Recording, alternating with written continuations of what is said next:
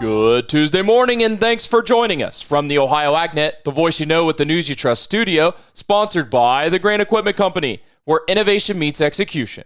I'm Joe Everett. Currently 39 degrees outside this morning, and it won't be quite as warm today as it was yesterday, but a good opportunity to get some work done around the farm before a chance of rain moves in later this week. Looking at some of your agricultural news headlines, is a farm bill or disaster aid on the table for agriculture to pass before the end of the year? Well, Congress will return to Washington today for a lame duck session of Congress, with Republicans debating just how much they want to get done before President-elect Donald Trump's inauguration.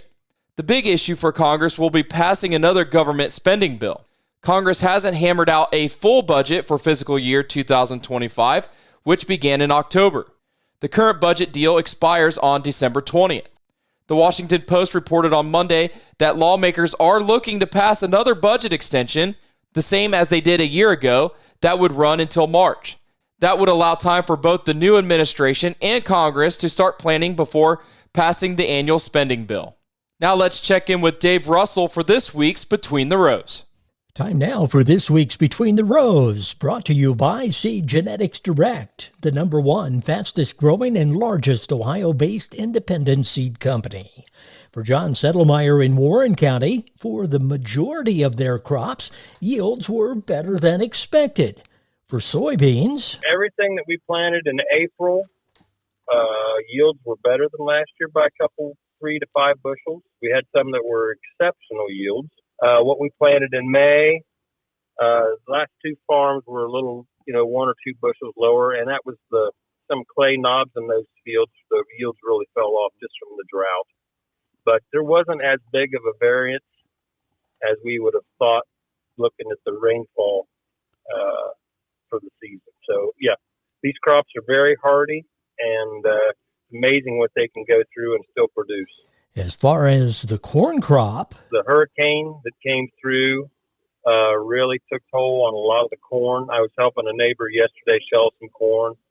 His yields were good, but they're running the combines about 1.5 to 2 miles an hour instead of 4 miles an hour. So it's just a real long, drawn-out process. John Settlemyer in Warren County. And that's this week's Between the Rows, brought to you by Seed Genetics Direct. I'm Dave Russell. Hey, thanks, Dave. Looking ahead to the 2025 corn crop, one company says the cost to raise that crop is down. Farmers National Company says the 2025 crop inputs are expected to see a slight reduction compared to 2024.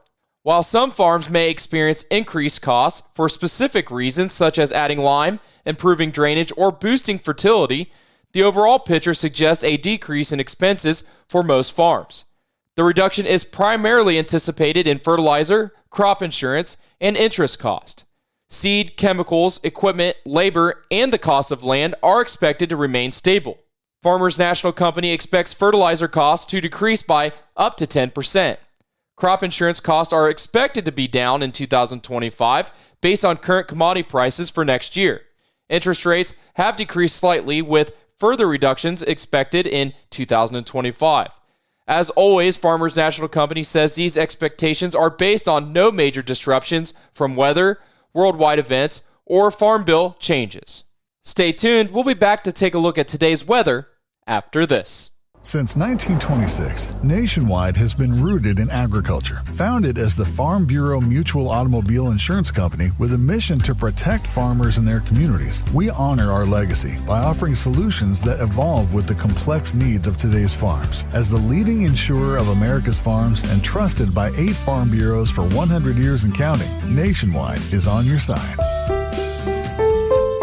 #1 insurer based on 2023 direct written premium per AM Best. Nationwide Mutual Insurance Company and affiliates, Columbus, Ohio.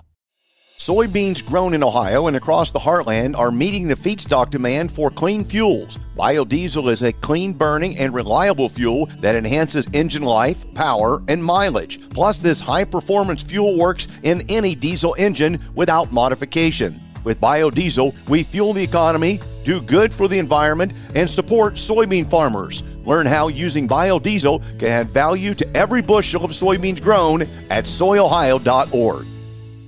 It's now time to take a look at today's weather, brought to us by Seed Consultants. Simply better performance online at seedconsultants.com. Here's the forecast. Dry weather continues here for the next few days. I'm Chief Meteorologist Ryan Martin with a look at the Ohio Ag Weather Update. Here's what I've got going on for you right now. Good sunshine today. Temperatures are going to start to moderate a little bit as we're starting to get on the backside of high pressure. It may not be right away this morning, but I think temperatures definitely are better this afternoon than what we saw yesterday. And we continue that warmth through Wednesday. Strong south flow. Clouds increasing late tomorrow night into early Thursday. Thursday is going to feature a frontal complex coming through. At this point, moisture does not look that impressive. I'm going to say a tenth to maybe 0.6 of an inch, coverage around 75 to 80% of Ohio. Behind it, we are dry for Friday with partly to mostly sunny skies, and temperatures don't really fall off much. The weekend is sunny and mild. Temperatures well above normal. Going into the late weekend, we do see some cold air diving southward across the upper Midwest and Great Lakes. I think that's going to be here for Monday the 18th. We're a little bit chilly, but then that cool air eases the rest of next week. Tuesday of next week, we're a little bit warmer. Wednesday, Thursday, we're looking at beautiful sunshine and warm air. Major weather system to our west right at the end of next Thursday probably is going to try and throw some moisture in our direction next Friday, the 22nd, or into Saturday, the 23rd. I'm Chief Meteorologist Ryan Martin. Hey, thanks, Ryan. Well, a new study recently showed that some dairy workers had signs of H5N1 infection even when they didn't report feeling sick. As a result, federal health officials called for more testing of employees on farms affected by bird flu. The University of Texas Medical Branch says farm workers in close contact with infected animals should be tested and offered treatment even if they don't show any symptoms of H5N1. The new guidance comes after blood tests for 115 farm workers in Michigan and Colorado showed that 8 workers, 7%, had antibodies that indicated a previous infection with H5N1 influenza. The purpose of the actions is to keep workers safe, to limit the transmission to humans, and to reduce the possibility of the virus changing. The CDC study provides the largest window to date into how the bird virus, first detected in March in dairy cows, may be spreading to people. Now let's check in for an update from Matt Reese for this week's podcast. In this week's Ohio AgNet podcast, we are taking a look at mental health in Ohio agriculture with a look at results from a farm stress survey conducted by the Ohio Agricultural Mental Health Alliance. That and much more available at ocj.com or wherever your podcasts are found. Hey, thanks, Matt. The fertilizers farmers use to feed their growing crops are already subject to an import tax we call a tariff. The previous Trump administration imposed a 25% duty on fertilizers imported from China. It remains in place, and the Biden administration imposed a 20% tariff on phosphate imported from Russia and Morocco. Josh Linville analyzes the fertilizer marketplace for StoneX and says if the incoming Trump administration imposes a 10% tariff on all goods coming into the United States, it will do more than simply raise prices. The anticipation was the penalty would be paid by the nation that they were imposing against Morocco, against Russia, and they would have to pay their 5, 10, 15% duty to the government in order to bring tons in here.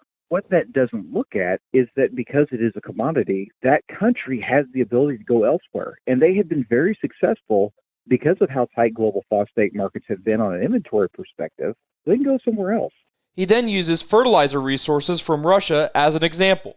Oh, okay, U.S., you want to put duties on me? You want to put tariffs on me? I'll go sell it to India. I'll go sell it to Brazil. I'll sell it to Central America. I will sell it to everybody else in the world except for you. And Morocco has done the same thing. And so from that perspective, we have basically chopped off 2 of our most efficient and reliable suppliers of inventory and had to rely on less efficient supply lines around the world. Less efficient means higher price. Now, setting aside tariffs, the StoneX analyst is already concerned about the supply of urea and says that a tight supply situation could drive all nitrogen fertilizer prices higher going into next spring. Taking a quick review over the USDA's November World Agricultural Supply and Demand Estimates report that came out on Friday, and it revealed that late season warmth and dryness did indeed likely clip the top end of yields on both corn and soybeans. Soybeans were the biggest surprise, with yields plunging 1.4 bushels per acre just since the October report. Well, researchers at the University of Nebraska-Lincoln recently received a $5 million grant to study the environmental impact of cattle, according to a news release by the University of Nebraska-Lincoln. Galen Erickson, professor of ruminant nutrition and the lead of Beef Innovation Hub, and his team received a 5-year, $5 million Grand Challenges grant from the university to accurately measure greenhouse gas emissions from grazing cattle. Researchers will graze cattle in grazing systems at 3 of the university's research facilities in the state. Stay tuned. We'll be back with your grain analysis and your overnight markets after this. In a time of tight margins when every penny counts, could you be saving more on your monthly energy bill? Ohio Farm Bureau is here to help members get competitive electric and natural gas supply prices through its Energy Savings Program. Participants save an average of 10% on their rates. Let Ohio Farm Bureau help you take the guesswork out of energy savings. Request your free bill analysis at ofb.ag/energy program. Savings not guaranteed. Actual savings may vary. Nearly 90% of farmers say that financial worries, constantly changing market conditions, and other uncontrollable variables take a toll on their mental well-being.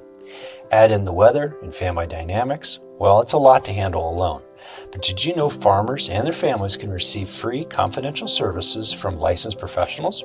Support is available 24/7 to help with the challenges you face. Look for Farm Family Wellness Alliance under the Resources tab at farmfoundation.org. Take care of yourself. Your well-being matters. It's now time for the Louis Dreyfus Grain Analysis, and that is brought to you by the Ohio Soybean Council and your soybean checkoff. Here's Ryan Martin. Grain markets finished weaker on Monday as we kick off this work week. What was going on in the marketplace? Well, for a time, beans were a little bit green, and we thought we'd see a little bit of green help out of bean meal and or bean oil. But that pretty much faded through the midday and afternoon hours. Markets were weaker by varying degrees through the day. Now, wheat started sharply lower, pacing the decline early on. Most of us suspect that risk premium is being shed amid rumbles that higher odds for Russia and Ukrainian negotiations will be happening after the presidential change in administration that's coming after last week's election. Now, nothing's being corroborated. Details are mum. There's nothing really to talk about, but it really seemed like that was the case. Now, that being said, after double-digit losses were in here to start the day yesterday, we ended up only about 5 to 8 cents down across Chicago, Casey, and Minneapolis markets. So maybe not all is right with the world just yet. Crude oil futures, or I should say soy oil crude futures, corrected along with the petroleum-based product. WTI was down over $2 for a time yesterday, as the California Air Resources Board opted to cap the issuance of credits for the use of veg oils into biofuel production at 20% of the total. That's something that was in the marketplace already. It was disappointing for producers of biofuels and veg oils, but not really a surprise that it came. The dollar index scored a new 4-month high yesterday.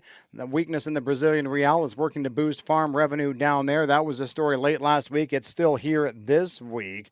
Paris milling wheat and corn futures were flat, so no support from other outside markets to our own domestic here. And so it just looks like we're on our way to a weak start. However, demand is the key. We'll watch it from here. I'm Ryan Martin. Hey, thanks, Ryan. Now let's take a look at your overnight markets, brought to us by Seed Consultants. Simply better performance online at seedconsultants.com. While things a little mixed in Chicago, let's start off with December corn, 431.5, up 1.5.